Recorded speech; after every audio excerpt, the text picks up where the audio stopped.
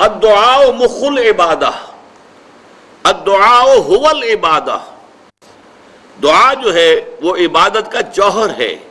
عبادت کی روح ہے، بلکہ یہ کہ اصل عبادت جو ہے وہ دعا ہی ہے۔ لہذا توحید فی الدعا کیا ہے؟ لا تدعو مع اللہ احدا، اللہ کے ساتھ کسی اور کو مت پکارو۔ یہ سورہ جن کی آیت ہے۔ یعنی یہ ہے کہ ایک تو یہ کہ آپ اللہ کو پکار ہی رہے اپنے دیویوں کو، دیوتاؤں کو، اپنے لات کو، عزا کو، منات کو، حبل کو، وہ تو اور دور کی بات ہو گئی۔ ایک ہے شرک فی الدعا، اللہ کو بھی پکار رہے ہیں اور کسی اور کو بھی پکار رہے ہیں۔ اب وہ کوئی اولیاء اللہ بھی ہو سکتے ہیں، کوئی ملائکہ ہو سکتے ہیں، کوئی انبیاء کی ارواح ہو سکتی ہیں، کسی کو پکارنا کسی کا بھی ہوگا۔ دعا لا تدعو مع اللہ احدا، اور یہ در حقیقت ہم جب ہر رکعت جو ہے نماز کی ایاک نعبد و ایاک نستعین، پروردگار ہم صرف تیری ہی بندگی کرتے ہیں اور کرتے رہیں گے، اور صرف تجھ ہی سے مدد مانگتے ہیں اور مانگتے رہیں گے، یہ ہمارا قول و قرار ہے، یہ ہمارا عہد ہے اللہ کے ساتھ، اس کے خلاف نہ ہو، کسی کو پکارنے کی اجازت نہیں ہے۔ یہاں ایک باریک نکتہ سمجھ لیجئے، ایک ہے کسی کو پکارنا، کسی سے مدد چاہنا، کسی سے کسی کام کے اندر جو ہے کوئی امداد کی خواہش کرنا، جو کہ ہو دنیاوی جو معمولات ہیں، جو عام ہمارے قواعد ہیں، ظاہری مادی اسباب و وسائل کے درجے میں، وہ شرک نہیں ہے۔ میں کسی سے کہتا ہوں مجھے ذرا پانی پلا دو، یہ بھی ایک دعا ہے، استمداد ہے، مدد آپ نے مانگی ہے، اس سے اپنی ایک ضرورت پوری کرنے کے لیے کہا ہے، لیکن کیا ہے یہ کہ گھڑا ہے وہاں رکھا ہوا ہے، وہاں پانی ہے، اس میں سے پانی لائے گا وہ دے دو۔ جو ظاہری قوانین طبیعہ جو ہیں ان کے دائرے کے اندر کوئی دعا،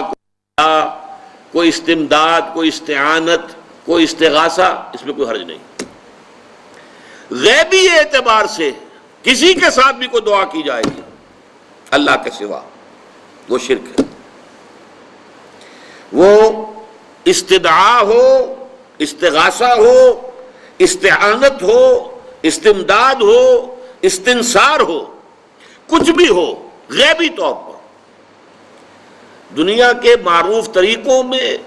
اور جو ہمارے طبعی قوانین ہیں ان کے دائروں کے اندر مدد مانگنا،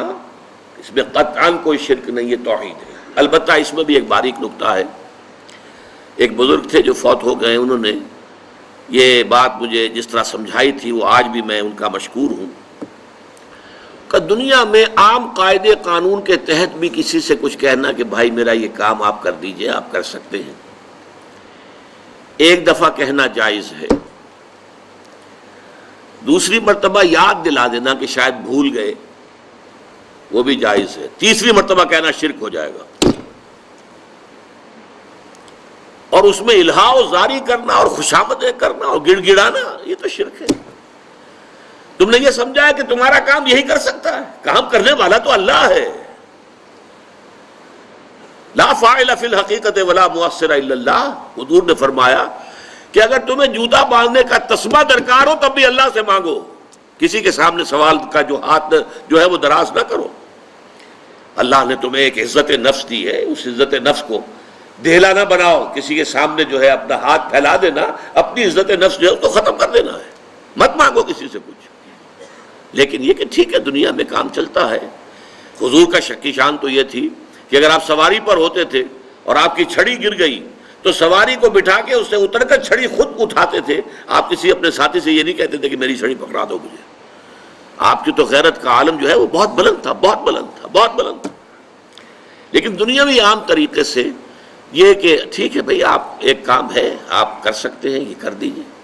اس نے کہہ دیا ٹھیک ہے میں کروں گا، پھر بھول گیا یا کچھ اور ہوا،